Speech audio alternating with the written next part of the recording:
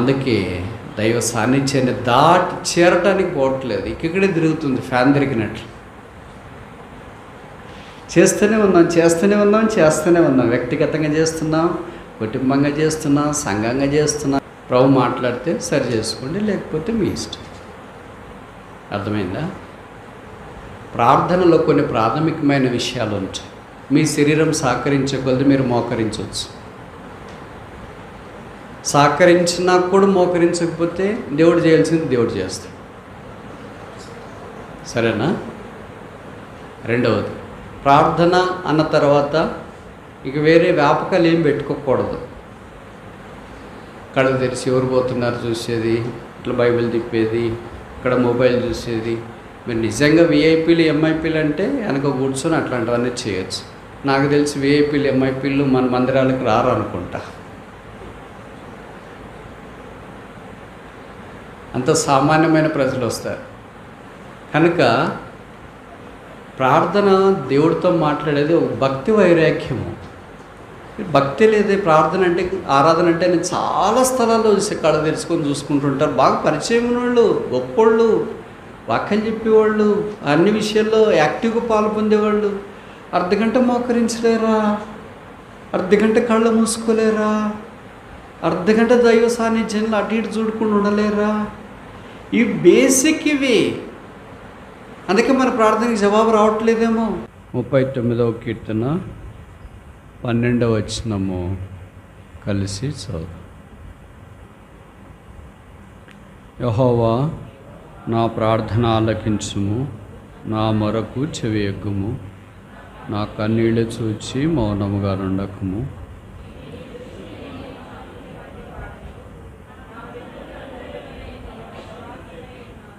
మళ్ళా చూద్దాం. యెహోవా, నా ప్రార్థన ఆలకించుము, నా మొరకు చెవియొగ్గుము, నా కన్నీళ్లు చూచి మౌనంగా ఉండకుము.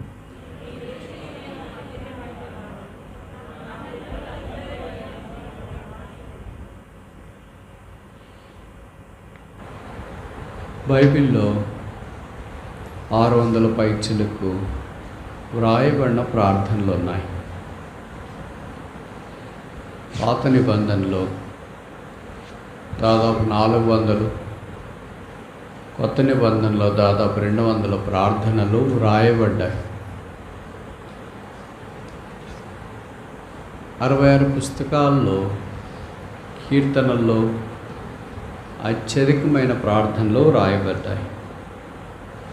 దాదాపు 70 పైచిలకు ప్రార్థనలు ఈ కీర్తన గ్రంథంలో చూస్తాం.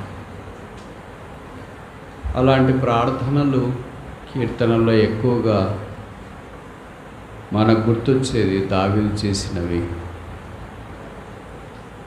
కనుక ప్రార్థనలు, ప్రేయర్స్ అండ్ ప్రైజ్, దేవుని స్తుతించుట, ఈ రెండు కూడా మనము అభ్యాసం చేసుకోవటానికి కీర్తనల గ్రంథము మనకు ఒక చక్కటి మాన్యువల్, ప్రయోగ దీపిక. 39వ కీర్తనలో దావీదు అలాంటి ఒక ప్రార్థన మనకు జ్ఞాపకం చేస్తున్నాడు. ఆయన ప్రార్థించేవాడు,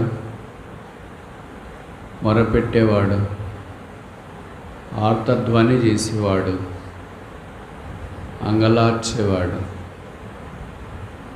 కన్నీళ్లు కూడా కార్చేవాడు. సాధారణంగా మన ప్రార్థన అంటే సహోదరులు ఏడుస్తారు కానీ సహోదరులు ఏడవకూడదు అని అనుకుంటూ ఉంటారు. వాళ్ళు అలా కూడా చెప్తారు, అమ్మాయి మాదిరి ఎందుకు ఏడుస్తాడు ఆయన అంటే, ఏడుపు అంటే సహోదరుల పేటెంట్ అని, నవ్వు అంటే బ్రదర్స్ పేటెంట్ అని అనుకుంటారు. చాలా ఆశ్చర్యం ఏంటంటే, దావీదు ఒక రాజుగా ఉండి దేవుని సన్నిధిలోనికి వెళ్ళినప్పుడు కన్నీళ్ళు కార్చు. ఇదంత తేలిక కాదు. బ్రదర్స్కి సహోదరులకు సాధారణంగా అంత తేలిగ్గా కన్నీళ్ళు రావు. ఏదో కఠోరమైన పరిస్థితి అయితే, వారికి బాగా పరిచయమైన వాళ్ళని చనిపోతే ఇలాంటివి జరిగితే అంత కన్నీళ్ళు వస్తాయేమో. కానీ ప్రార్థనలో కన్నీళ్లు పెట్టేవాళ్ళు చాలా అరుదుగా కనిపిస్తారు. దావీదు మనకి ఇలాంటి ప్రార్థన పరిచయం చేస్తున్నాడు. మా కన్నీళ్ళు అని చెప్పట్లేదు, నా కన్నీళ్ళు. అందుకే నా కన్నీళ్లు చూచి మౌనంగా ఉండొద్దు, నా ప్రార్థన త్రోసివేయొద్దు, నా విజ్ఞాపన దాటిపోవద్దు, నా ప్రార్థన నా మొర ఆలకించు. ఈ ప్రార్థనకు సంబంధించిన ప్రస్తావనలు ఇందాక నేను చెప్పినట్లు బైబిల్లో చాలా గ్రంథస్థం చేయబడ్డాయి. మెట్టుకు సమయార్థబాటును బట్టి కొంత మనకు పరిచయమైన ఒక 5 మంది చేసిన ప్రార్థనలు నేను మీకు జ్ఞాపకం చేయాలని కోరుతున్నాను. ఒకసారి జ్ఞాపకం చేసుకున్నట మనకు మంచిది. మొదటిది యోనా పత్రిక లేదా యోనా గ్రంథం 2వ అధ్యాయం 9వ వచనం. Zona chapter 2 verse 9. పాత నిబంధనలో పేజీ నెంబరు 762 762 762. 9వ వచనం. కృతజ్ఞతాస్తుతులు చెల్లించి నేను నీకు బలులను అర్పింతును, నేను మొక్కుబడులను చెల్లింపక మానను, యెహోవా యొద్దనే రక్షణ దొరుకును అని ప్రార్థించాను. ఎక్కడ ప్రార్థించినాడు? జిల్లా ఉపవాస కూడికల్లోనా, ఫ్యాన్ కింద, కొండలోన, అరణ్యములోన? 2వ అధ్యాయం 1వ వచనం. యోనా 2:1. ఆ మత్స్యపు కడుపులో నుండి యోనా యెహోవాను ఇలాగూ ప్రార్థన చేశాను. 6000 సంవత్సరాల మానవ చరిత్రలో మత్స్యపు గర్భంలో నుండి ప్రార్థన చేసింది ఒక్కడే ఒకడు. కొండల మీద ప్రార్థన చేసేవాళ్ళు చాలామంది ఉన్నారు. అరణ్యంలో ప్రార్థన చేసిన వాళ్ళు, గుహల్లో ప్రార్థన చేసేవాళ్ళు, తోటలకు ప్రార్థనకి వెళ్ళి చేసేవారు, ఇలాగ మందిరాల్లో చేసేవారు. కానీ సముద్రంలో చేప గర్భంలో నుండి కూడా ప్రార్థన వస్తుందా? మనకి ఏదైనా కష్టతరమైన పరిస్థితులు వచ్చినప్పుడు ప్రార్థన చేయటానికి మనసు రాదు. ఇప్పుడు ఏం ప్రార్థన చేస్తాంలే, ప్రార్థన చేసి వీటికి తెల్లారింది. ప్రార్థన చేసిన వాళ్ళు అటుకే ఉన్నారు, చేయని వాళ్ళకు కూడా అటుకే ఉన్నారు కదా.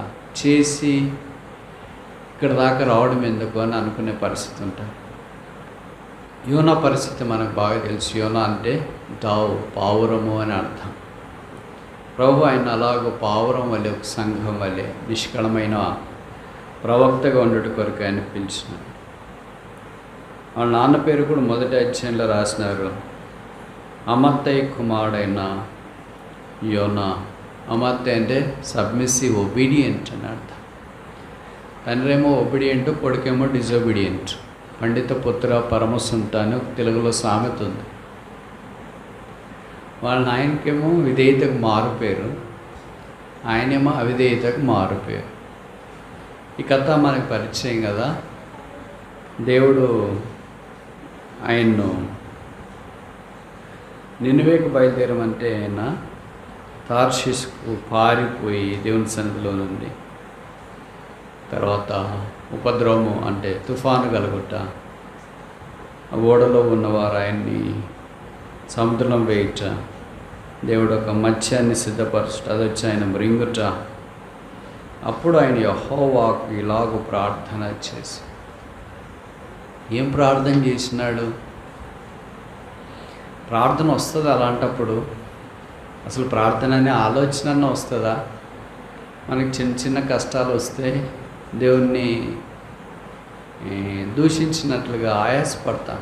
కష్టాలన్నీ నాకే, బాధలన్నీ నాకే, ఇబ్బందులన్నీ నాకే, కన్నీరంతా నాకే, శ్రమ అంతా నాకే, అసలు పరిచర్య చేస్తానని నిన్న నాకే కష్టాలని వచ్చినాయి. పరిచర్య చేయకుండా ఇంట్లో కాడికి కొంతమంది కూర్చున్నారు కదా, వాళ్ళు బాగానే ఉన్నారు కదా, నీవేనా అనుకోవచ్చు.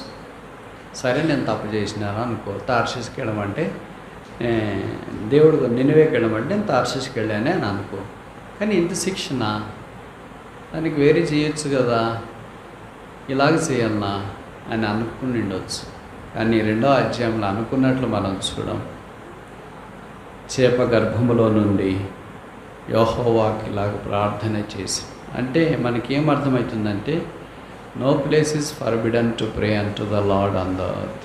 భూమి మీద కానీ సముద్రంలో కానీ ఎక్కడ కానీ ప్రార్థన చేయటానికి నిషేధించబడిన స్థలము ఏదియూ లేదు. పోనీ అక్కడ దేని కొరకు ప్రార్థన చేసినాడు? మా నాన్న కొరకు, మా అమ్మ కొరకు, ఇరుగు కొరకు అందరినీ జ్ఞాపకం చేసుకో ప్రభు అనే ప్రార్థన ఎలాగ ముగించినాడంటే, యెహోవా యొద్దనే రక్షణ దొరకు. కనుక నేను జ్ఞాపకం చేయదలుచుకున్న మొదటి సంగతి ఏంటంటే, ఆయన సముద్ర గర్భములో కూడా రక్షణను గురించి ప్రార్థన చేసి, అంటే మొదట మనము ప్రజల యొక్క రక్షణ కొరకే ప్రార్థన చేయాలి. రక్షణ యెహోవాది కనుక ప్రభు ఇచ్చే రక్షణ లేని ప్రజలు పొందాలని ప్రార్థన చేయాలి. రక్షణ విలువ బయట ఉండే వాళ్ళకి తెలియదేమో కానీ ఎవరికి తెలిసింది? సముద్ర గర్భంలో ఉన్న ఆయనకు తెలిసింది. ఎవరికి తెలిసింది? మత్స్యం కడుపులో ఉన్న, అంటే మరణానికి సమీపంగా ఉన్న వారికి రక్షణ విలువ తెలిసినంతగా, మరణం అంటే పరిచయం లేని వారికి, దూరంగా ఉన్న వారికి రక్షణ విలువ తెలియదు. అందుకని యోనా మనకి ఏ జ్ఞాపకం చేస్తున్నాడంటే, ప్రే for the salvation of the people. ప్రజల రక్షణ కొరకై మన కుటుంబాల్లో, మన స్థానిక సంఘాల్లో, మనకు పరిచయమైన ఉద్యోగ స్థలాల్లో, ఇరుగు పొరుగు ఏ స్థలాల్లో మనకు తెలుసు వారి రక్షణ లేని వారి రక్షణ కొరకై ప్రార్థన చేయాలని యోనా జ్ఞాపకం చేస్తుంది. కనుక మొదటిది ఏంటంటే, జోనాస్ ప్రేయర్ ఫర్ సాల్వేషన్, రక్షణ కొరకైన యోనా ప్రార్థన. నేను బహుశా అనుకుంటా, యోనా ప్రార్థన చేయటానికి దేవుడు యోనా నా పరిస్థితి కూడా తీసుకుని వెళ్ళాడేమో. మామూలుగా దేవుడు చెప్పినట్లు యోనా నినివేకి వెళ్ళింటే వాళ్ళందరికీ సువార్త ప్రకటించి ఆయన దాన్ని ఆయన వచ్చింటాడు. 2వ అధ్యాయము మత్స్యమ గర్భములో నుండి యెహోవాకు ప్రార్థన చేసిన అనేది ఉండేది కాదేమో. నాకు తెలిసి బైబిల్ అంతట్లో ఈ ప్రార్థన ప్రత్యేకమైంది. ఈ ప్రార్థనకి ఎవరు చేయలేరు. ఇప్పుడు నేను చేయాలన్నా కూడా పోలేము. కొండ మీద ప్రార్థనకు మనం పోగలము, సముద్ర తీరం దగ్గర ప్రార్థన అంటే మనం పోగలము, ఏదో తోటలో ప్రార్థన అంటే మనం పోగలము, ఇక్కడ మందిరాల్లో ప్రార్థన అంటే పోగలము. ఇక్కడ ప్రార్థన మీటింగ్ పెట్టినాడు యోనా ఒక్కడే. ధైర్య సాహసే లక్ష్యం, ధైర్యం కలిగిన వాడు. నేను కూడా అక్కడికి వెళ్తున్నాను, ఆయన వెళ్ళి అక్కడ ప్రార్థన చేసి. కనుక రక్షణ కొరకే ప్రార్థన చేయగలిగిన వారు ఆ మరణము యొక్క అంచుల దాకా వెళ్ళిన వారికి దాని బాధ వేదన తెలుస్తుంది. మనం అలాగూ దైవ సాన్నిధ్యంలో మన ఇరుగు పొరుగు వారి రక్షణ లేని వారి రక్షణ పొందినట్లుగా ప్రార్థన చేయాలని కోరబడుతుంది. యెహోవా నా ప్రార్థన ఆలకించు, నా కన్నీళ్లు చూచి మౌనముగా ఉండకు. 2వది ఆదికాండం 18వ అధ్యాయం 33వ వచనం. Genesis chapter 18:33. యెహోవా అబ్రహాముతో మాట్లాడుట చాలించి వెళ్ళిపోయాను. అబ్రహాము తన ఇంటికి. మామూలుగా మన ప్రార్థన అంటే దేవునితో మాట్లాడట అని పెద్దవాళ్ళు చెప్పేది మనం వింటాం. ఆ నిర్వచనానికి ఈ 18వ అధ్యాయంలోని విజ్ఞాపన ప్రార్థన అతికినట్లుగా సరిపోతుంది. అంతకుముందు అబ్రహాం కూడా ఏం చేశాడు? 32వ వచనం. అతడు ప్రభు కోపపడని ఎడల నేను ఇంకొక మారు ఏం చేస్తా. అబ్రహాం ఏం చేశాడు? అబ్రహాము ఏం చేశాడు? మాట్లాడాడు. దేవుడు ఏం చేశాడు? ఇందాక చదివాం కదా, మాటలాడాను. కనుక ప్రార్థన అనంటే మనకిచ్చిన నిర్వచనానికి ఇది నిలువెత్తటి సాదృశ్యంగా కనిపిస్తుంది. మనుష్యుడు, భూమి మీద ఉన్న మనుష్యుడు పరమందున్న దేవునితో మాట్లాడట, పరమందున్న దేవుడు భూమి మీద ఉన్న మనుషునితో మాటలాడుట. మనకిది పరిచయం కదా. ఈ 18వ అధ్యాయంలో అబ్రహాము సొదొమ గొమొర్రా కొరకు చేసిన ప్రార్థన మొర గొప్పది. ఎందుకంటే వాళ్ళ పాపం కూడా గొప్పది.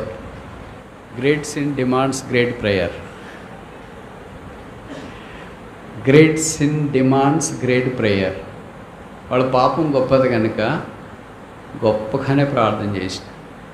విచిత్రం ఏమో తెలుసా, ఆ పట్టణంలో లేని అబ్రహాము ఆ పట్టణాల కొరకు ప్రార్థన చేసినాడు. ఆ పట్టణంలో ఉన్న మన బ్రదరు, స్నేహితుడు పేరు లోతు, దాని కొరకు ఆయన ప్రార్థన చేసినట్లు బైబిల్లో లేదు.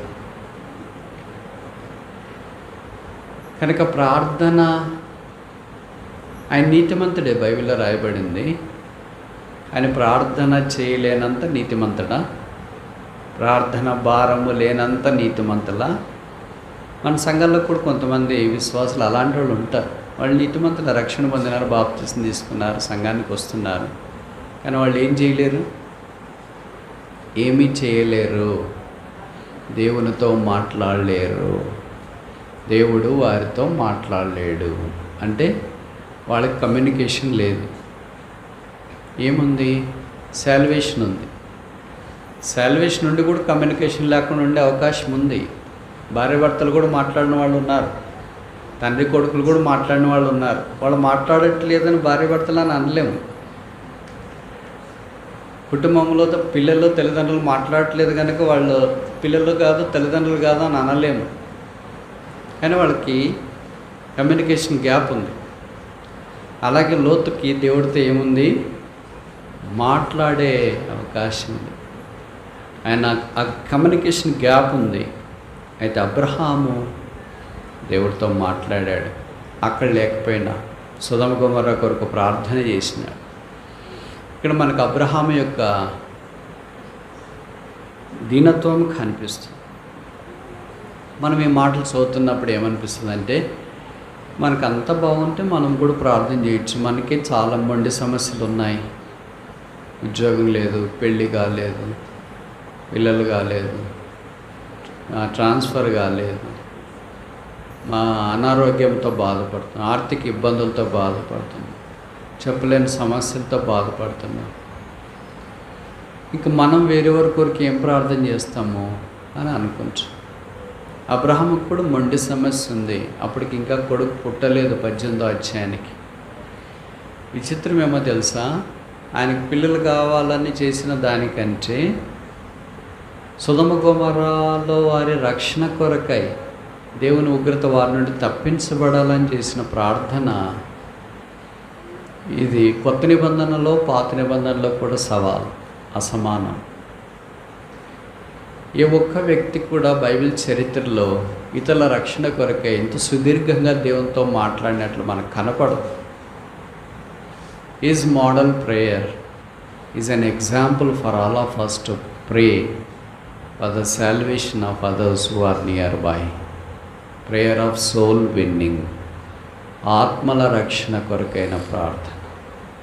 ఆత్మలు సంపాదించుకోవాలి. ఈ భారము ఎవరుంటుందో వాళ్ళు దేవునితో టచ్లో ఉంటారు.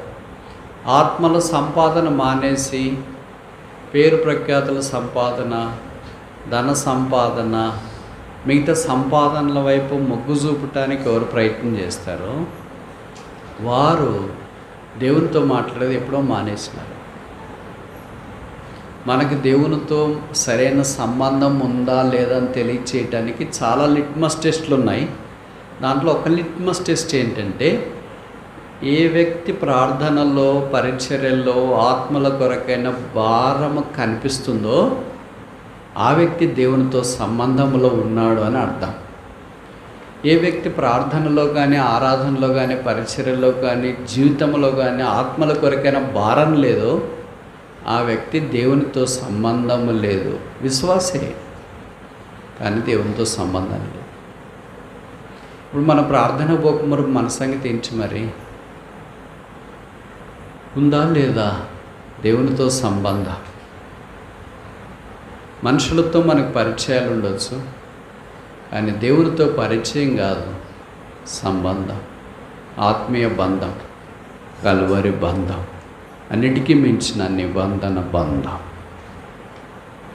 ఆ నిబంధన బంధం అనే శిలువ దగ్గరికి మనం వచ్చినప్పుడు శిలువ ద్వారా భారం మన హృదయంలోనికి పోయబడుతుంది. అప్పుడు ఇతరుల కొరకే మనం గోజార్థం, విజ్ఞాపన చేయడం సాధారణంగా కనిపిస్తుంది.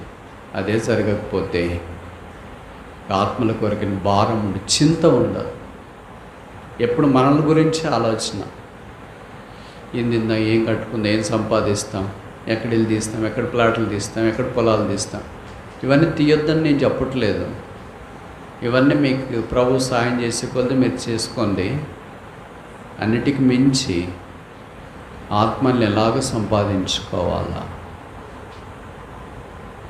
అబ్రహాము తనకు సమస్యలున్నా, కుమారుడు పుట్టకపోయినా, మనుషులంతా లోకల కాకులై మాట్లాడుతున్నా, తనలో సొదమ గుమ్మర కొరకైన ఆశ, అక్రందన, ఆవేదన తగ్గిపోలేదు. అందుకని దేవునితో మాట్లాడటానికి ఆరంభంలో 50 మందితో ఆరంభించినాడు. 50 మంది ఉంటే కాపాడతావా అని. ఈయనేమనుకున్నాడంటే 50 మంది లేకుండా ఎలాగుంటారో అనుకున్నాడు. 50 మంది ఉంటే కాపాడుతానంటే, అయ్యో 50 మంది లేరా, మరి ఒక 5 మంది తగ్గినారు, 45 మంది ఉంటే సొదమ గొమొర్రాను కాపాడుతావా? ఉంటారా అని అనుకున్నాడు. 45 కూడా లేరు. 40 మంది అయినా ఉంటే కాపాడుతావా? 40 మంది లేరు. 30 మంది పిల్లలు తండ్రితో తల్లితో కొన్నిసార్లు ఇలా బేరం ఆడుతుంటారు. మా 100 రూపాయలు ఇస్తావా అని. 100 లేదమ్మా, 50 ఇస్తావమ్మా, 50 లేదు 20 ఇస్తావమ్మా. అలాగా సంబంధము తల్లిదండ్రులతో పిల్లలకున్న బంధం మాదిరి అబ్రహాం దేవుడితో, ప్రభు 30 మంది ఉంటే కాపాడవా, 20 మంది ఉంటే కాపాడవా. చివరికి దుమ్ము ధూళైన నేను ఒక్కసారి మాట్లాడతా, నువ్వు న్యాయం చేసి దేవుడవు కదా, సర్వలోకమునకు తీర్పు తీర్చు దేవుడా, న్యాయం చేయవాడా, 10 మంది ఉంటే కాపాడుతావా? బహుశా అబ్రహాము ఇక్కడికి ఎందుకు ఆగిపోయినాడంటే ఆయన అనుకుంటాడు ఏమని, 10 మంది ఉంటారులే, లోతు వాళ్ళ ఇంట్లోనే ఉన్నారు కదా సుమారుగా. లోతు, ఆయన, 2 కూతుర్లు, 4 అయిపోయారు. వాళ్ళ అల్లెళ్ళు 2 ఏంటి 6 మంది అయినారు. ఇంకొక 4 ఉండింటారు వాళ్ళ ఇంట్లో రక్షణ పొందిన వాళ్ళు, పనిచేసేవాళ్ళు. ఆయన సొదమ గొమొర్రాకు బహుశా కార్పొరేటర్ మాదిరి, కమిషనర్ మాదిరి అనుకో. వాళ్ళ ఇంటికి వార్తాపత్రిక వేసాయన, పాలు అమ్మేవాళ్ళు, ఇంట్లో పనిచేసేవాళ్ళు, వాళ్ళ పశువులు చూసుకునేవాళ్ళు, వాళ్ళ బాధ్యతలన్నీ చూసుకునేవాళ్ళు. వాళ్ళు ఒకరు రక్షించబడినారు. 20 ఏళ్ళ నుండి సొదమ గొమొర్రాలో లోతున్నాడు. 20 ఏళ్ళలో కనీసము సంవత్సరానికి ఒకరిద్దరు రక్షించబడి 20 మంది రక్షించబడి ఉంటారు అనుకుని ఉంటాడు. సంవత్సరానికి కొద్దిగా 5 ఏళ్ళకి ఒకరు రక్షించబడినా 4 రక్షించబడి ఉంటారులే అనుకుంటారు. అలా కాకుండా 10 ఏళ్ళకి ఒకరు రక్షించబడి 20 ఏళ్ళకి 2 రక్షించబడి ఉంటారు కదా అనుకున్నారు. విచిత్రం ఏంటంటే ఆ ఊర్లో 10 మంది కూడా లేరు. ఆ తర్వాత జరిగింది ఏంటంటే అబ్రహాము తన త్రోవను వెళ్ళిన దేవుడు అబ్రహాముతో మాట్లాడట చాలించి, వారిద్దరు మాట్లాడే దాకా సొదమ గొమొర్రాకు భద్రత ఉంది. వారిద్దరూ మౌనంగా ఉంటే సొదమ గొమొర్రాకు భద్రత లేదు. ఇది నాన్న దేవుని ప్రజలైన సంఘము కొండ మీద దేవునితో ఇలాగ ప్రార్థన చేసి గోజాడేంత దాకా లోకానికి భద్రత ఉంది. సొదమ గొమొర్రా లాంటి ఈ సమాజానికి భద్రత ఉంది. వారు ఎప్పుడైతే మాటలు మానేసి ఎవరి దారిన వాళ్ళు వెళ్ళిపోతారో అప్పుడు ఆ లోకానికి, ఆ సమాజానికి, ఆ స్థలానికి భద్రత లేదు. అప్పుడు దేవుడు దాన్ని ఛార్జ్ తీసుకుంటాడు. అప్పుడు అగ్ని గంధకాలు దిగిపోతే మన కళ్ళెదుటే జరగకూడని విపత్తు జరిగే అవకాశం ఉంది. అక్షరానుసారంగా ఇలాగే జరుగుతుందని కాదు అర్థము, కానీ మనిషి మరణానికి అప్పగించబడినప్పుడు మన కళ్ళెదుటి జరుగుతున్నప్పుడు ఆ ఘోష, ఆ బాధ చెప్పనలేవు కాదు. ఇదే నన్ను ప్రార్థించే సంఘం అబ్రహాం వలె దేవుని సన్నిధిలో చేతులెత్తి దేవునితో మాట్లాడాలని కోరబడుతూ ఉన్నా. ఆ కారణాన అబ్రహాం ఆత్మల కొరకై దేవుని సన్నిధిలో తన హృదయాన్ని చించుకున్నాడు. పాత నిబంధనలో మనకు తెలుసు కదా, బట్టలు చించుకునేవారు, తల చించుకునేవారు, గోనె ధరించుకునేవారు, బూడిదలో కూర్చునేవాళ్ళు. వారు అంటే వారి చింత, వారి బాధ అలాగ వ్యక్తపరిచేవాడు. ఇప్పుడు నేను ఒక ప్రశ్న అడిగిన, పాత నిబంధనలో అలాగ బట్టలు చించుకున్నవారు లేదా బైబిల్ అంతట్లో ఎంతమంది ఉన్నారు? రెండో ప్రశ్న, పాత నిబంధనలు ఎంతమంది ఉన్నారు? మూడో ప్రశ్న, కొత్త నిబంధనలు ఎంతమంది ఉన్నారు? నాలుగో ప్రశ్న, మొదట బట్టలు చించుకున్నవారు బైబిల్. ఐదో ప్రశ్న, ఆఖరి ప్రశ్న, మనం అలాగ బట్టలకు బదులుగా ఉదయాన్ని చించుకుని దేవుని సన్నిధిలో ప్రార్థన చేస్తున్నాం. ప్రశ్నలకు జవాబు, ఆఖరి ప్రశ్నకు జవాబు నా దగ్గర ఉంది, మీ దగ్గర కూడా ఉంది. ఏమంటే మనం బట్టలు చించుకోవట్లేదు, పొరపాటు కూడా హృదయం చించుకోవట్లేదు. మీకు తెలుసు కదా, బైబిల్లో హృదయం చించుకున్న వాళ్ళు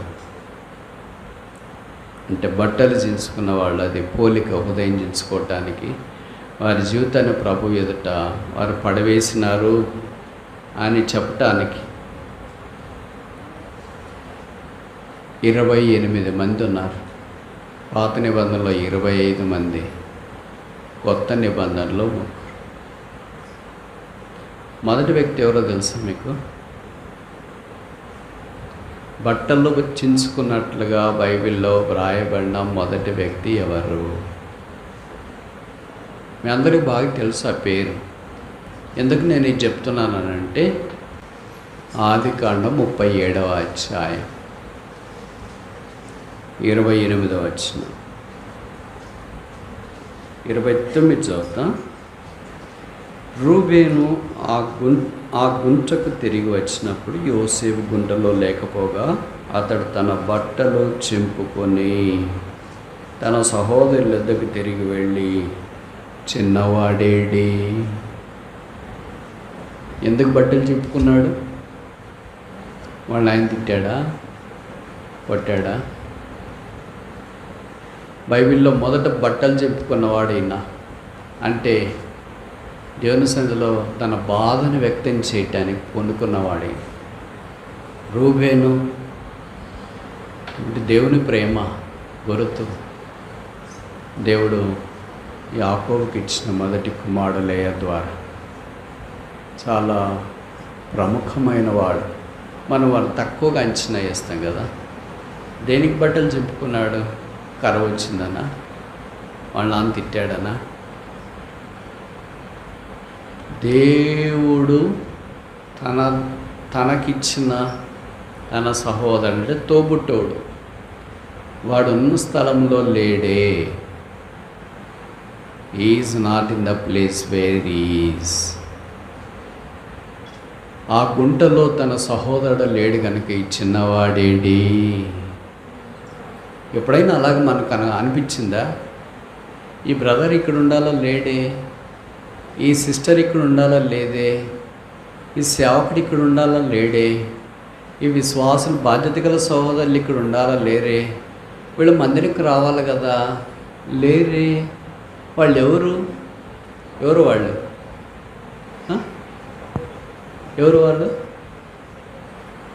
ఎవరు వాళ్ళు? Very good. ఇంకా అంత డీప్గా వద్దు, మామూలుగా చెప్పండి. చిన్నవాడు, నాకంటే చిన్నవాడు. ఆత్మీయం కావచ్చు, వయసులో కావచ్చు, పరిస్థితులు కావచ్చు, కనుక వేర్ ఈజ్ ఆ చిన్నవాడు, వేర్ ఈజ్ ద లాడ్? చిన్నవాడేంటి? చిన్నవాని కొరకాయ, చిన్న సహోదరి కొరకాయ ఎవరైతే దేవుని సందులో తమను తాము అలాగ పడివేసుకోవటానికి ఇష్టపడతారో దేవుడు వారిని ఆశీర్వదిస్తాడు. చిన్నవాళ్ళు లేడే అని అనుకోకుండా బలి చేసినారు, బలి అమ్మేశారు అని నేను ఎప్పుడూ చెప్పాను బ్రదర్, ఇట్లా జరుగుతుందని. మీరు అమ్మేసింటారు నాకు తెలుసు.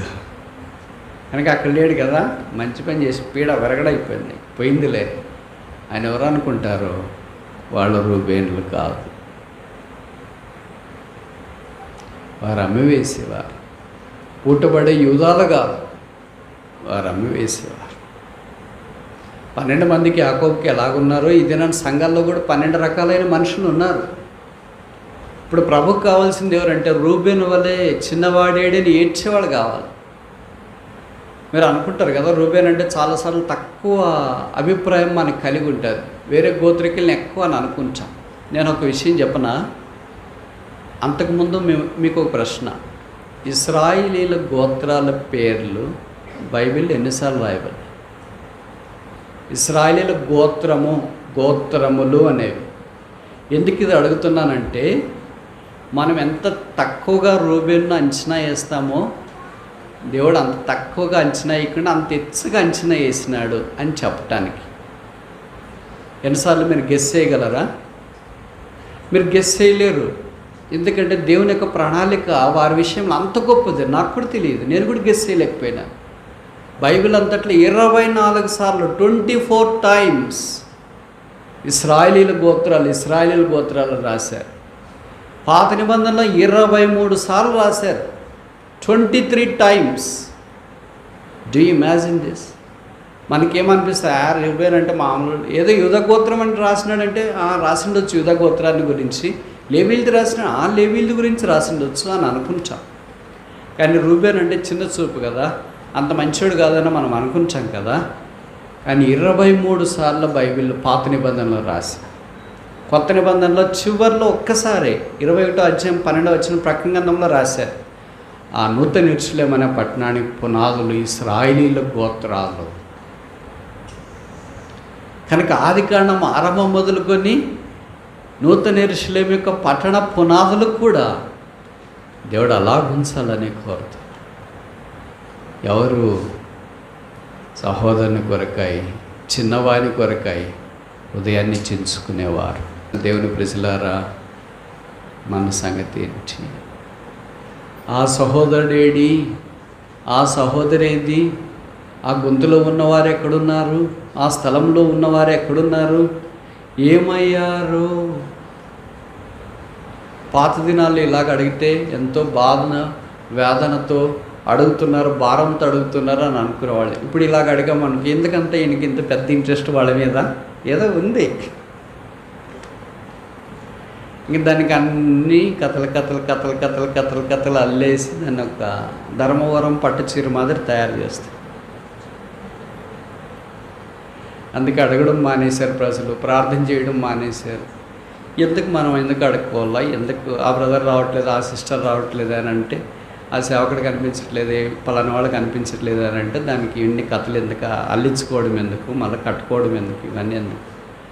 ప్రభు సన్నిధిలో ప్రార్థన చేసుకుంటే అయిపోయింది కదా. రూబేను బహిరంగంగా వచ్చి తన సహోదరులు బహుశా 10 మంది అక్కడ ఉంటారు. యోసేపు లేడు కదా, బెన్యామీను వాళ్ళ నాన్న దగ్గర ఉన్నారు కదా. 9 మంది సహోదరు దగ్గర ఈ చిన్నవాడేడి? యెహోవా నా ప్రార్థన ఆలకించము, నా కన్నీడు చూచి మౌనముగా నుండక. కనుక మొదటిది నా ప్రార్థన రక్షణ కొరక. రెండవది అబ్రహాము ప్రార్థన సహోదరుల క్షేమము కొరకు, తన తోబుట్టువులు, తన పరిచయమైన సుధమ కుమార వారి యొక్క భద్రత క్షేమము కొరకైన ప్రార్థన. మూడవది చూస్తామా? 2 Chronicles chapter 7 verse 1. దినవృత్తాంతాల 2వ గ్రంథం 7వ అధ్యాయం 1వ వచనం. సొలొమోను తాను చేయి ప్రార్థన ముగించినప్పుడు అగ్ని ఆకాశము నుండి దిగి దహన బలులను ఇతరమైన బలులను దహించింది. యెహోవా తేజస్సు మందిరమును నింపెను. మూడవది సొలొమోను ప్రార్థన, ద ప్రేయర్ ఆఫ్ సాలమన్. దేని కొరకు చేసినాడు? దేవుని మందిరం కొరకు, ఫర్ శాంక్చురీ. ఇదే 127వ కీర్తనలో కీర్తనకాడు ఇలాగన్నాడు, యెరూషలేము క్షేమం కొరకు ప్రార్థన చేయుడి. మనకి దేవుని సంఘాలయ స్థలాల్లో విస్తరించినాయి, చాలా కఠోరమైన పరిస్థితులు గుండా వెళుతున్నాయి. మనం క్షేమంగా ఉండొచ్చు కానీ చెప్పలేనంత భయంకరమైన పరిస్థితుల్లో చాలా స్థలాల్లో ప్రార్థనా స్థలాలు, దైవ సేవకులు, పరిచర్య చేసేవారు, క్రైస్తవులను పిలువబడేవారు ఇలాగా వెళుతున్న శ్రమలు చెప్పనాసక్యం. ఈ శ్రమలన్నింటిలో నుండి దేవుడు వారిని ధైర్యపరిచి కాపాడు కొరకై సొలొమోను ప్రార్థన మనకు జ్ఞాపకం చేయబడుతుంది. సొలొమోను ప్రార్థన చేసింది. సొలొమోను అంత తెలివి ఉంటే ప్రార్థన చేస్తామని మనం అనుకుంటాం. నాకు ఎప్పుడు ఆలోచన వస్తుంది, బైబిల్లో ప్రార్థన చేసిన వాళ్ళని చూసి ఆలోచించినప్పుడు మనకేం చదవలేదు కనుక ఆడబడిపోయినాము, అందుకే ప్రార్థన రావట్లేదు. వీళ్ళు ఇంత చదువుకున్నవాడు, 6000 సంవత్సరాల మానవ చరిత్రలో మహాజ్ఞాని, బైబిల్లో పాత నిబంధనలో 3 పుస్తకాలు రాసిన వాడు, తర్వాత 40 సంవత్సరాలు ఇశ్రాయేలుని పరిపాలించిన వాడు, నెమ్మదిగా దావీదు లాంటి తండ్రిని కలిగిన వాడు. బ్యాక్గ్రౌండ్ కూడా చాలా స్ట్రాంగ్ బ్యాక్గ్రౌండ్. అందములో, ఆదిత్యంలో, జ్ఞానంలో, ఆత్మీయతలో అన్నింటిలో ఆయన గొప్పవాడు. రాణులు క్యూ కట్టారు ఆయన జ్ఞానం పరిశీలించడానికి. రాజులు తేనెటీగల వలె వచ్చినారు ఆయన రాజ్యాన్ని చూడటానికి. అలాంటి రాజు ఏంటి ప్రార్థన చేయడం ఏంటి? రాజులకు రాజు దగ్గరికి వచ్చినప్పుడు ఈ రాజు కినడని గుర్తించినాడు. అనేక సందర్భాలు మనం చేయలేకపోతున్నాం. అందుకని నేను మీకు జ్ఞాపకం చేయాలని కోరుతున్నాను. చాలా సందర్భాల్లో నేను మరలా చెప్తా, అంటే మమ్మల్ని గురించి చెప్పినాడని మీరు అనుకోవద్దండి. మరి మిమ్మల్ని గురించి చెప్పడానికి కదా ఇంత దూరం వచ్చింది. వేరే వాళ్ళని గురించి చెప్పడానికి ఇంత దూరం రావాల్సిన పని లేదు కదా, అక్కడికి వెళ్ళవచ్చు. కనుక మీకు నచ్చితే ప్రభు మాట్లాడితే సరి చేసుకోండి, లేకపోతే మీ ఇష్టం. అర్థమైందా? ప్రార్థనలో కొన్ని ప్రాథమికమైన విషయాలు ఉంటాయి. మీ శరీరం సహకరించగలదు, మీరు మోకరించవచ్చు. సహకరించినా కూడా మోకరించకపోతే దేవుడు చేయాల్సింది దేవుడు చేస్తాడు. సరేనా? రెండవది, ప్రార్థన అన్న తర్వాత ఇక వేరే వ్యాపకాలు ఏం పెట్టుకోకూడదు. కళ్ళు తెరిచి ఎవరు పోతున్నారు చూసేది, ఇట్లా బైబిల్ తిప్పేది, ఇక్కడ మొబైల్ చూసేది. మీరు నిజంగా విఐపీలు, ఎంఐపీలు అంటే వెనక కూర్చొని అట్లాంటివన్నీ చేయొచ్చు. నాకు తెలిసి విఐపీలు, ఎంఐపీలు మన మందిరాలకు రారు అనుకుంటా. అంత సామాన్యమైన ప్రజలు వస్తారు. కనుక ప్రార్థన దేవుడితో మాట్లాడేది ఒక భక్తి వైరాగ్యము. భక్తి లేదే ప్రార్థన అంటే, ఆరాధన అంటే నేను చాలా స్థలాల్లో చూసి కళ్ళు తెరుచుకొని చూసుకుంటుంటారు. బాగా పరిచయం వాళ్ళు, గొప్పోళ్ళు, వాక్యం చెప్పేవాళ్ళు, అన్ని విషయాల్లో యాక్టివ్గా పాల్పొందేవాళ్ళు అర్ధగంట మోకరించలేరా? అర్ధగంట కళ్ళు మూసుకోలేరా? అర్ధగంట దైవ సాన్నిధ్యంలో అటు ఇటు చూడకుండా ఉండలేరా? ఈ బేసిక్ ఇవి. అందుకే మన ప్రార్థనకి జవాబు రావట్లేదేమో. ప్రార్థన చేస్తున్నాం నెల వెంబడి నెల, కానీ కార్యం జరగట్లేదు. ఉప ప్లస్ వాసము అంటే కలిసి ఉండుట. వన ప్లస్ వాసము అంటాం కదా, వనవాసము అంటే వనంలో పోయి వాసం చేసేది, నివసించేది అని. ఉపవాసం అంటే దేవుడితో మనం కలిసి ఉండేది. దీన్ని మనము ఉపవాసం అని, మీరు భోజనం చేయకుండా ఉండడం మంచిది, మీ శరీరం సహకరిస్తే ఇంకా లిక్విడ్స్ అంటే అవి తీసుకోకుండా ఉన్నది మంచిది, మీరు ఎట్లున్నా అది మీ ఇష్టం. కానీ ఇక్కడ విషయం ఏంటంటే కొంతమందికి భక్తి ఎలాగుంటుందంటే, ఇక్కడ భోజనము మానేస్తారు, చేయరు ఉపవాసము, కానీ వాక్యం దగ్గర, ప్రార్థన దగ్గర లేకుండా దేశమంతా తిరిగేసి వస్తారు. రైతు బజారుకి పోయింటారు. అది ఉపవాసం కాదు. అర్థమవుతుంది నేను చెప్పే మాటలు. అంటే అది చేయడం తప్పని చెప్పట్లేదు, మన పని మనం చేసుకోవాల్సిందే. కానీ పని నుండి కూడా ఊరికే ఉపవాసం అంటే, ఉపవాసం అనేది ఏంటంటే, ఇప్పుడు మీకు ఎవరైనా మీ ఇంట్లో పెళ్లి కార్యక్రమం పెట్టుకున్నారనుకోండి, సమయానికి 9 గంటలకు టిఫిన్ తినేవాళ్ళు, 2 గంటలకు భోజనం తినేవాళ్ళు, రాత్రి 9 గంటలకు భోజనం తినేవాళ్ళు ఉంటారా? కుదరదు. ఎవడన్నా వచ్చి అన్నారని టిఫిన్ చేయాలి, అయ్యో ఎక్కడుంది టిఫిన్ చేయడానికి, ఆ పనులు ఈ పనులు, ఆ ఫోన్ ఈ పని, వాళ్ళని ఆ పని వీళ్ళని ఆ పని, షాపింగ్ అది ఇది ఎక్కడ కుదురుతుంది అని అంటారు. అంటే పెళ్ళిలో పూర్తిగా నిమగ్నం అయిపోయినారు. అలాగే మీ పిల్లోడు ఎవడన్నా అమెరికా వెళ్ళాడు అనుకోండి, వస్తున్నాడు, వచ్చినాడని తెలిసిన తర్వాత ఇంకొచ్చిన తర్వాత ఎట్లున్నా ఏం కదా మాట్లాడమే సరిపోతుంది. ఆకలిస్తుంది కదా, భోజనం ఏమీ అనిపించదు. ఎందుకని కొడుకు వచ్చిన సంబరమో, కూతురు వచ్చిన సంబరమో, లేదా ఏదో ఒక సంబరంలో మునిగి తేలుతారు. దీన్ని ఏమంటారంటే, మనం కూడా దేవుని దగ్గరికి వచ్చినప్పుడు దేవునిలో మునిగి తేలి నాకు అన్నం ఆకలి కాదనే దశలోనికి వచ్చినప్పుడు, అంటే అన్నానికి బదులుగా దేవుడు, శరీరం మీకు సహకరించగలదు. అలా కాకుండా మీరు పస్తని ఉపవాసం ఉండేసి ప్రయాణాలు చేస్తా, అక్కడ పోతా ఇక్కడ పోతా, దేవుడి దగ్గర ప్రార్థన వాక్యం తప్ప మిగతావన్నీ తిరిగినారనుకో, అది ఉపవాసం కాదు. నాకు దేవుడితో మాట్లాడుతున్నాను కనుక తినాలని అనిపించట్లేదు. కొంతమంది అంటారు కదా, బాధలో కష్టంలో ఉన్నప్పుడు, ఏంటి బ్రదర్ తినకపోయి ఏం తినాలని అనిపించట్లేదు.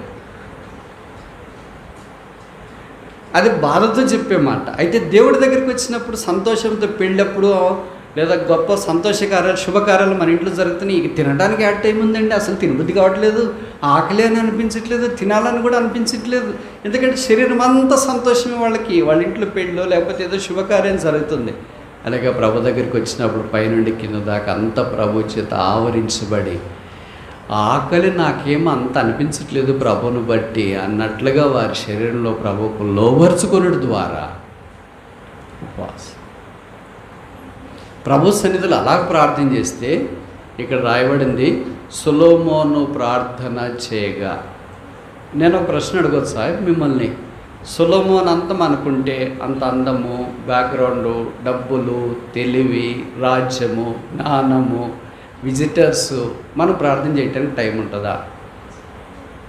సొలొమోన్ మన మాత్రం ఊరికి అట్లయితే తిరిగేది కాదు, ఏదో చిన్న చిన్న ఉద్యోగం కాదు. ఆయన రాజు, ఆయనకి ఎంతమంది విజిటర్స్, మామూలు విజిటర్స్ కాదు, అంటే మాకు సాయం చేయని విజిటర్స్ కాదు. ఆయన జ్ఞానం చూడటానికి శేబాదేశ ప్రాణులు లాంటి వాళ్ళు కొంతమంది ఉంటారు కదా చుట్టుపక్కల, అట్లాంటి వాళ్ళు అందరూ వస్తుపోతుంటారు. ఇంత కష్టతరమైన పరిస్థితుల్లో కూడా, అంటే ఇంత టైట్ స్కెడ్యూల్లో కూడా ప్రార్థన చేసేకి ఎలాగ టైం వచ్చింది? నేను అనుకుంటా మనకు తప్ప అందరికి ఉంటుంది. ఇంకో మాట చెప్పనా, మీరు ఏమనుకోద్దండి, ప్రార్థన చేయటానికి ఒక క్రైస్తవునికి తప్ప ఇంక అందరికి టైం ఉంటుందండి తప్ప. ఎందుకంటే క్రైస్తవుడు ప్రార్థన చేసే సైతానికి ఇబ్బంది కనుక ఎలాగైనా క్రైస్తవుని ప్రార్థన చేయనివ్వకుండా ఓడగొట్టాలని సాతాను ప్రయత్నం చేస్తుంటాడు. ఆ పోరాటంలో మనం చాలా తేలిగ్గా ఓడిపోతాం. Hands up. సాతానికి చెప్తున్నా, నా మీద పోరాటానికి ఎందుకు వస్తాయి, ఎప్పుడో చేతులు ఎత్తేసిన చేతులు దేవుడి వైపు ఎత్తటానికి బదులుగా సాతాను. ఈ వాక్యాలన్నీ చదువుతున్నాం, నాకు అనిపిస్తుంది ప్రభువా ఇలాగిది అక్షరానుసారమా? దావీదు మోకరించి ప్రార్థన చేసిన, సొలొమోను మోకరించి ప్రార్థన, ఇవన్నీ బైబిల్లో రాయబడినాయి. ఇది అక్షర సత్యాలు, ఆత్మీయమైన విషయాలు. వాళ్ళ జ్ఞానంలో మనకు విస్మంత లేదు, వాళ్ళ భక్తిలో విస్మంత మనకు లేదు, వాళ్ళ బ్యాక్గ్రౌండ్లో విస్మంత బ్యాక్గ్రౌండ్ కూడా మనకు లేదు, వాళ్ళ పనిలో విస్మంత దైవికమైన పని కూడా మనకు లేదు, వారికి కలిగిన దేవుని గురించి ప్రత్యక్షతలో విస్మంత ప్రత్యక్షత కూడా మనకు లేదు, వాళ్ళకి కలిగిన ఆత్మీయమైన వెలుగులో కొంత వెలుగైనా మనకు కూడా లేదు. అయినా మనం ఇలాగ చేయలేకపోతున్నాం ఏంటి అంటే, బహుశా వారు దేవుణ్ణి ఎరిగినంతగా మనం ఎరగలేకపోతాం. లోపం ఇక్కడ కనిపిస్తుంది. సొలొమోను చేసిన ప్రార్థన చదివితే ఎంత అద్భుతంగా అనిపిస్తుందంటే, ఎప్పుడు చదువుతూనే ఉండాలి అనిపిస్తుంది. వన్ సిట్టింగ్లో ఆ ప్రార్థన చదివితే, this is the greatest prayer of the wisest person ever prayed for the longest prayer to the highest God. ఒకసారి చెప్పనా,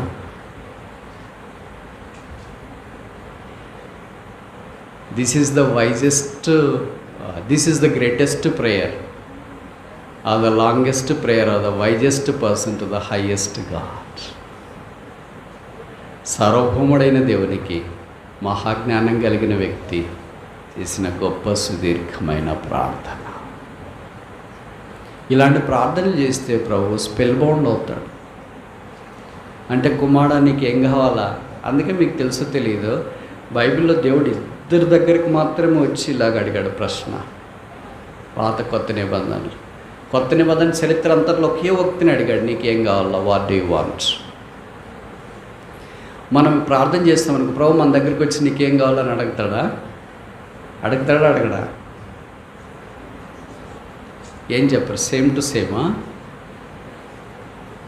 అడగడా?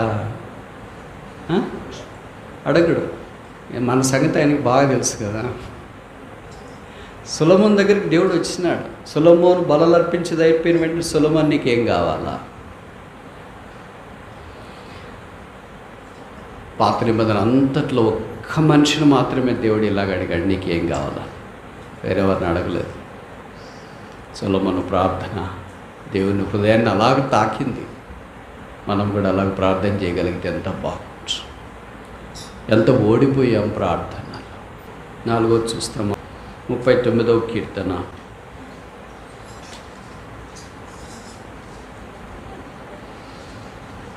12వ వచనం. యెహోవా నా ప్రార్థన ఆలకించిన మొరకు చెవియొగ్గి నా కన్నీళ్లు చూచి మౌనంగా ఉన్న నీ దృష్టికి నేను అతిథి వంటివాడు. అతిథి ఏం చేస్తాడు? మనం ఎవరింటికైనా గెస్ట్కి వెళ్ళామనుకోండి, ఆ ఇంట్లో ఎలాగుంటాం? మన ఇంట్లో ఉన్నట్లు ఉంటామా? మన ఇంట్లో భార్యతో, భర్తతో, పిల్లలతో మాట్లాడేటట్లు, అమ్మా రే ఏం చేస్తున్నావురా అని అతిథిగా మనం వెళ్ళినప్పుడు అలాగ మాట్లాడతామా? మన నోరు నాలుక ఆధీనమందు ఉంటుంది. అందుకే ఆయన రాశాడు, ఆరంభం చూడండి, 39వ కీర్తన ఆరంభం, 39వ కీర్తన మొదటి వచనం. నా నాలుకతో పాపము చేయకుండానట్లు నా నోటికి చిక్కము, నేను ఏమీ మాట్లాడక మౌనినైతేని. మనము ఈ లోకములో అతిథులము అన్న తర్వాత తక్కువ మాట్లాడాలా. ఎవరు మనల్ని పిలిచినారో వాళ్ళు ఎక్కువ మాట్లాడతారు. మీకు అర్థమవుతుంది నేను చెప్పే మాటలు.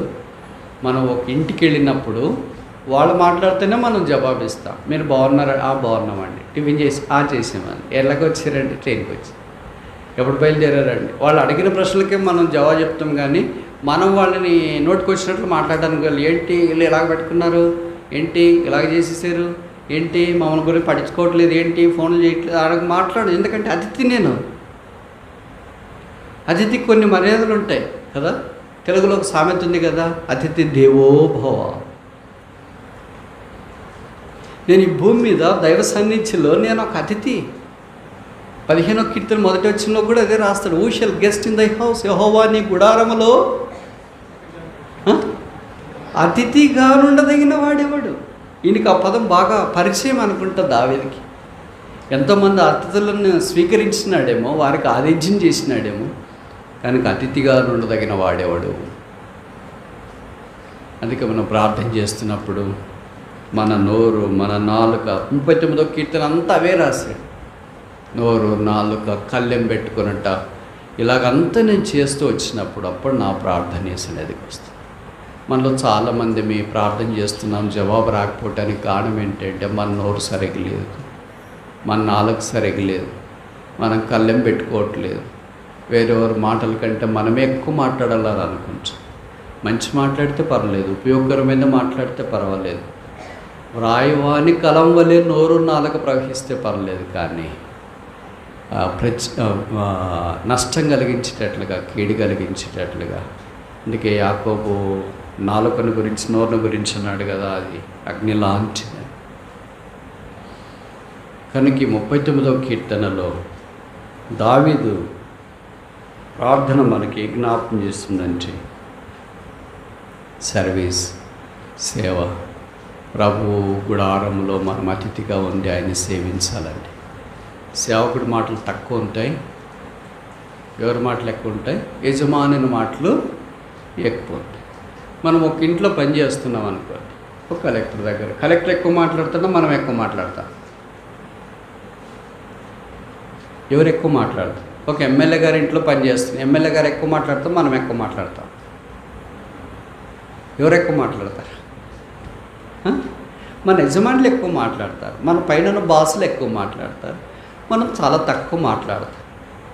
కానీ ఈ దేవుని మందిరము లేదా ఈ గుడారములో, ఈ యాత్రలో, ఈ లోకంలో మనం సాగిపోతున్నప్పుడు ప్రభు ఎక్కువ మాట్లాడు. అదే సమయంలో అన్నాడుగా, speak lord by the servant hear. Jehovah నువ్వు మాట్లాడు, నీ దాసుడు ఆలకించు. మనమేమంటామండి, ప్రభు నువ్వు మాట్లాడేటట్లు లేవు. Hear lord for thy servant speaketh. Jehovah విను, నీ దాసుడు మాట్లాడుతున్నాడు. 4 5 చూసి ముగిస్తామా? 17వ అధ్యాయం యోహాను సువార్త 17 జాన్ చాప్టర్ 17 వర్స్ 17. యోహాను 17 సత్యమందు వారిని ప్రతిష్ఠ చేయము, నీ వాక్యమే సత్యం. 17వ అధ్యాయం అంతా యేసుప్రభువు వారు చేసే ప్రధాన యాజకుతో ప్రార్థన అని మనకు తెలుసు. The greatest prayer of the highest high priest.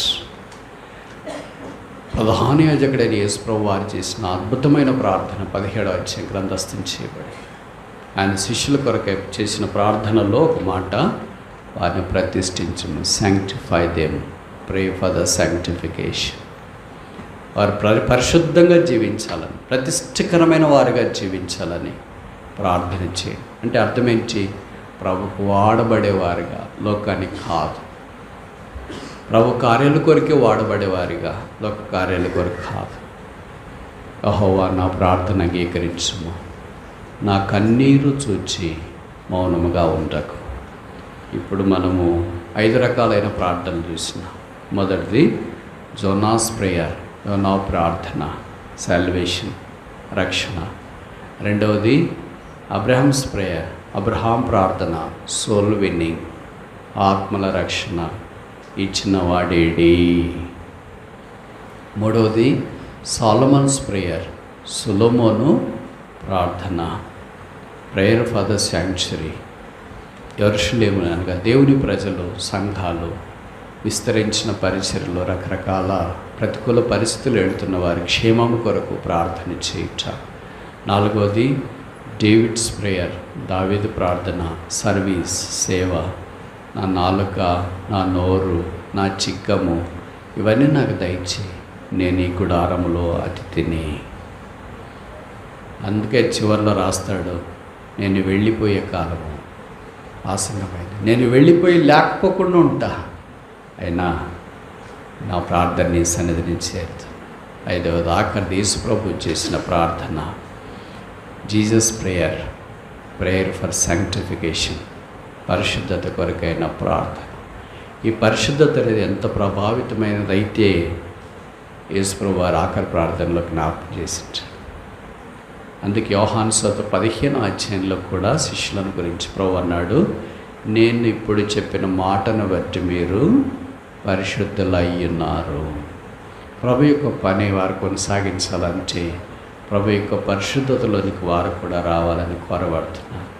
మనం దేవుని ప్రజలముగా, సంఘాల్లో, ఆయా స్థలాల్లో చెదిరిన విశ్వాసులముగా ప్రభు కొరకు మనల్ని మనం ప్రతిష్ఠించుకో. ఇవన్నీ యేసు ప్రభు మన కొరకై శిలువ మీదకి వెళ్ళి రక్తము కార్చి చనిపోయి సమాధి చేయబడి తిరిగి 3వ దినాన్ని లేచి పరలోక స్థలంలో ఆసీనుడైనాడు. ఆయన మనకంటే ముందుగా వెళ్ళిన ప్రధాన యాజకుడు, మనకు సరిపోయిన ప్రధాన యాజకుడు, మన బలహీనతలన్నింటినీ ఎరిగిన ప్రధాన యాజకుడు, మన పక్షాన దేవుని సన్నిధిలో విజ్ఞాపన చేస్తున్న ప్రధాన యాజకుడు. యెహోవానైన నేను మార్పు లేని వాడను గనుక యాకోబు సంతతైన మీరు లయమ కాలేదు. మలాకి 3:6లో మనం చూస్తున్నాం.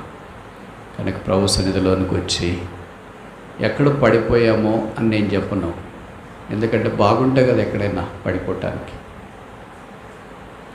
యోనా వల్లే ప్రార్థన చేయలేదు, అబ్రహాం వల్లే ప్రార్థన చేయలేదు, సొలొమోను వల్లే ప్రార్థన చేయలేదు, దావీదు వల్లే ప్రార్థన చేయలేదు, యేసుప్రభు వల్లే పొరపాటును కూడా ప్రార్థన చేయలేదు. ఇంకంత పతనమే, అంత కృంగదలే, అంత ఓర్చమే. నేను కొంతమందికైనా జ్ఞాపకం చేస్తా, ఈ రోజు నుండి అయినా ప్రభుతో కొడంబడికి చేసుకోండి. ప్రభు ప్రార్థన అంటే అనవసరంగా కళ్ళ తెరిచి చూడను, ప్రార్థన అంటే అనవసరంగా దిక్కులు చూడను, ప్రార్థన అంటే అనవసరంగా నా గమనం చెరిపేసుకోవడం మాత్రమే కాకుండా వేరే వారి గమనము కూడా చెరిపేయటానికి ప్రయత్నం చేయొద్దు. ప్రార్థన ద్వారా నీకు నష్టము, నీ చుట్టూన్న వారికి నష్టము, దేవుని పనికి కూడా నష్టం. మీరు చూసింటారు కదా, క్రైస్తవేతరులు వాళ్ళ ప్రార్థనా స్థలాలకు వెళ్ళినప్పుడు ఎంత భక్తితో ఉంటారు. మన వల్ల చూస్తుండే ఇటు దండం ఇటు చూస్తుంటాడా, అప్పుడు వాళ్ళకి ఏమి సంభవించినా సరే దేవుని మీద వాళ్ళకి అంత భక్తి, పారాయణం అలాగే ఉంటుంది. వాళ్ళకు కూడా దాంట్లో విషమంతా కూడా మనకు లేకపోవడం ఏంటి? ఇవన్నీ చిన్నవి, కానీ మనల్ని చిక్కులు పెట్టేసి దీంట్లో బయటికి రాలేకుండా ఉన్నాం. అందుకే ప్రార్థన బలం లేకుండా అయిపోయింది. అందుకే దైవ సాన్నిధ్యాన్ని దాటి చేరటానికి పోవట్లేదు, ఇక్కడే తిరుగుతుంది ఫ్యాన్ తిరిగినట్లు. చేస్తూనే ఉన్నాం. వ్యక్తిగతంగా చేస్తున్నాం, కుటుంబంగా చేస్తున్నాం, సంఘంగా చేస్తున్నాం, కానీ జరిగించబడట్లేదు. చివరిలో ఒక విషయం చెప్పి నేను ముగించిన. 2వ దినవృత్తాంతాలు 7:1 చూసాం కదా, సొలొమోను ప్రార్థన చేసి ముగించగా. ప్రార్థన చేసి ముగిస్తే అగ్ని వచ్చింది. మనం ప్రార్థన చేసి ముగిస్తే ఏమొస్తుంది?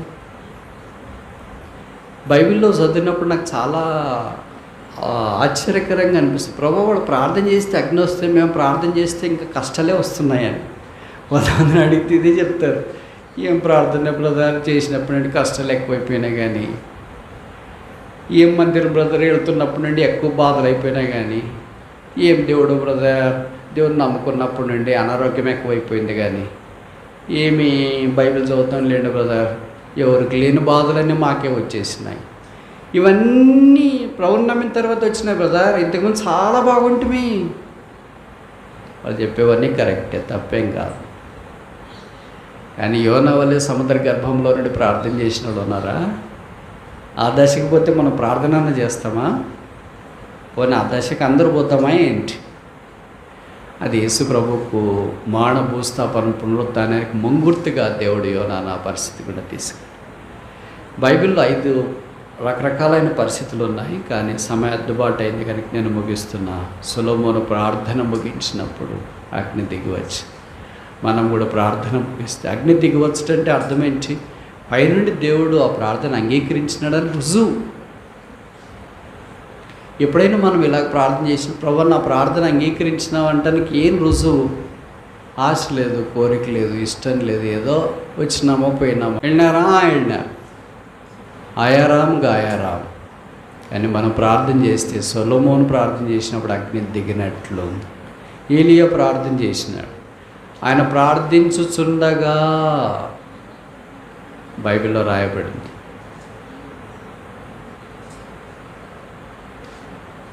హన్నా ప్రార్థన చేసింది. ప్రార్థన చేసి ఇంటికి వెళ్ళిన తర్వాత దేవుడు ఆమెను దర్శించాడు. అపోస్తలుల గారు 12వ అధ్యాయంలో సంఘం అయితే అత్యాసక్తితో ప్రార్థన చేస్తుండగా పేతురు వచ్చి, కొంతమంది ప్రార్థన చేస్తుండగా జరిగింది, ప్రార్థన అయిపోయిన తర్వాత జరిగింది, ప్రార్థన అయిపోయిన కొంతకాలానికి జరిగింది, ప్రార్థన ఆరంభించినప్పుడు కొంత జరిగింది. ఇలా బైబిల్లో రకరకాల సంగతులు ఉన్నాయి. మన సంగతి ఏంటి? ప్రార్థన చేస్తున్నప్పుడు జరుగుతుందా, ప్రార్థన ముగించినప్పుడు జరుగుతుందా, లేదా ప్రార్థన అయిపోయిన తర్వాత జరుగుతుందా, ప్రార్థన అయిపోయిన కొంతకాలానికైనా జరుగుతుందా? అసలు ప్రార్థనకి మనకేం సంబంధం లేదా? కానీ ప్రభు సన్నిధిలోకి వచ్చి శిలువ రక్తం చేత కడగబడి, ప్రభు అనేక సార్లు ప్రార్థించినాను కానీ నా ప్రార్థన ముగిసింది, కానీ అగ్ని దిగి రాలేదు. పైనుండి పైపెచ్చు కింద నుండి బూడిద వచ్చింది. ప్రార్థన ముగించబడింది, పైనుండి మహిమ వచ్చింది. సొలొమోను చేస్తే నేను ప్రార్థన ముగించినాను, కానీ పైనుండి మహిమ రాలేదు, కానీ కింద నుండి కానిది కలిగింది. బైబిల్లో ప్రార్థనలకు నా ప్రార్థనలకు ఎంత వ్యత్యాసం ఉంది.